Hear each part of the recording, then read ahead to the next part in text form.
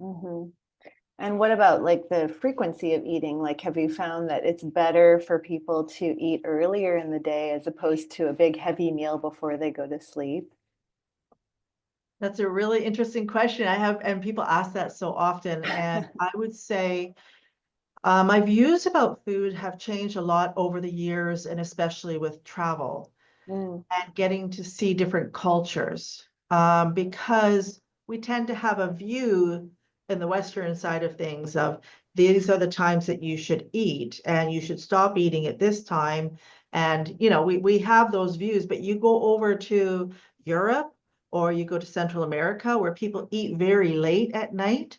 You go to India where they have different eating styles, Asia. So all around the world, if that was true, then we would see certain trends in certain countries with sleep, but we don't. And it's because there are culturally acceptable times for eating, and eating is a very nurturing thing. It's a familial thing. It's just, social. There are so many aspects that come to the times of eating.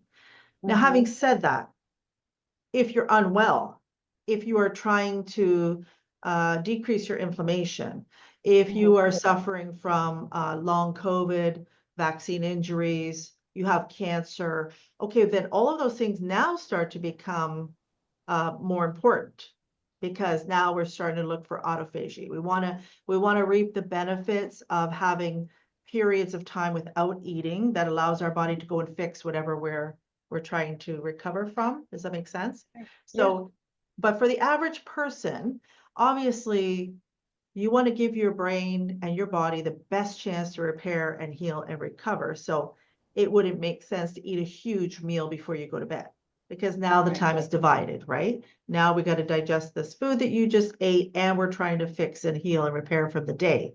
So logically, it wouldn't make sense to do that. But there are people all around the world that they eat very late. 9 o'clock at night is Really? very common in some places.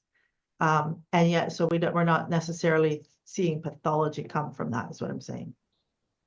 Yeah. I didn't answer your Okay. I question appreciate because there is no No, one I specific. appreciate that too. Yeah, there's no Yeah, one that is specific answer. true.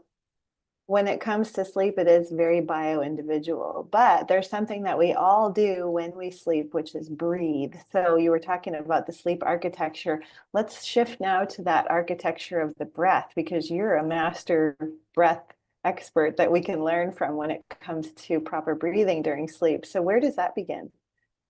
So that was one of the aha moments for me when that dentist showed me this video of taking the jaw and keeping it forward when the patient went to sleep, and it allows the air to go back. Because Mhm. it reminded me of when you're doing CPR. If you've done a CPR class, first aid class, you know that you have to do that little jaw thrust, right? Tilt the head, jaw Yeah. thrust, and then you're breathing or you're doing the ambu bag. So that made sense to Hmm. me. And I think about how many times I would look in a person's mouth to look at their Hmm. throat, see if they had a sore throat or something, but never pay attention to the teeth, the gums, the tongue, the palate. I didn't pay attention to any of those things as if they were irrelevant. And if Yeah. I was doing a respiratory assessment, I would take my stethoscope and I would listen to their chest. But I never Hmm. considered how the air actually gets to the lungs and does it matter. And once I started to do research, I realized it matters a whole heck of a lot. And not just for breathing, but for like your cranial nerve and brain development and how you function neurologically. So I'm going to see if I can share a little picture here. I sent you a little request to share. Okay.